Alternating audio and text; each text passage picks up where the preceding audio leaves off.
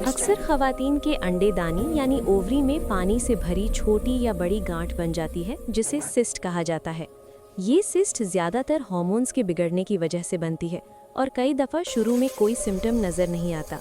जैसे जैसे सिस्ट का साइज़ बढ़ता है, ओवरी पर प्रेशर पड़ने लगता है, जिससे पेट के निचले हिस्सों में दर्द, हैवी ब्लीडिंग या पीरियड्स का गैर मुनज़्ज़म होना शुरू हो जाता है। बॉडी के अंदर हार्मोन्स का इम्बैलेंस ओवरी के नॉर्मल काम को डिस्टर्ब करता है, जिसकी वजह से सिस्ट और बढ़ सकती है।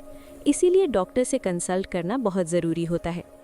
अल्ट्रासाउंड टेस्ट के ज़रिए सिस्ट का साइज़, शेप और टाइप चेक किया जाता है ताकि सही इलाज का फैसला किया जा सके। अक्सर केसेस में दवाओं और हार्मोन टैबलेट्स के ज़रिए सिस्ट को कंट्रोल या ख़त्म किया जा सकता है। ये मेडिसिन्स धीरे धीरे सिस्ट के साइज़ को कम करती है और हार्मोन्स को बैलेंस करती है।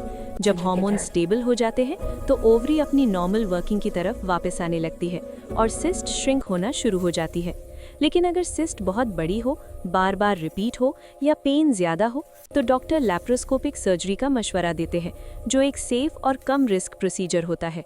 इलाज के बाद रिप्रोडक्टिव सिस्टम दोबारा सेहतमंद हो जाता है और ओवरीज अपनी नॉर्मल शेप में काम करने लगती हैं। इसलिए अगर आपको पीरियड्स में मसला, पेल्विक पेन या अनयूजुअल सिम्टम्स महसूस हो